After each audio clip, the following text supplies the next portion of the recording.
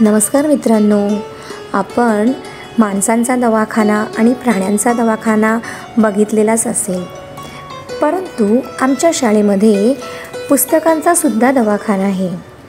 खराब झालेल्या, फाटलेल्या, जीर्ण झालेल्या शालेय पुस्तके, लायब्ररी पुस्तके, वह्या असतील तर या सगळ्यांवर आमचे हे छोटे छोटे डॉक्टर्स शस्त्रक्रिया करतात, त्यांचा इलाज करतात आणि त्यांना नवीन जीवनदान देतात.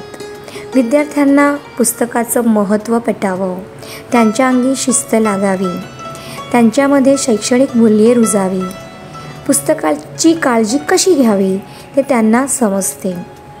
पुस्तकाचे आपल्या जीवनामध्ये खूप महत्त्वाचे स्थान आहे, हे सुद्धा त्यांना या उपक्रमाच्या माध्यमातून समजते. पुस्तकाशी जिव्हाळा निर्माण होतो, त्यांना स्वयंशिस्त लागते, वाचन संस्कृती विकसित होते.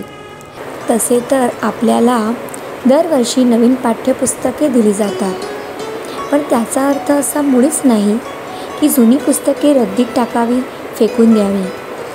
आपण जुन्या पुस्तकांचा सुद्धा खूप चांगल्या प्रकारे उपयोग करू शकतो. जुन्या पुस्तकांचा एक सेट घरचा अभ्यास करण्यासाठी घरी ठेवू शकतो आणि नवीन पाठ्यपुस्तकांचा एक सेट शाळेत शिकण्यासाठी शाळेतच ठेवू शकतो. त्याने पुस्तकाचा उपयोग तर होईलच, पण विद्यार्थ्यांचे दप्तराचे ओझेसुद्धा कमी होऊ शकते.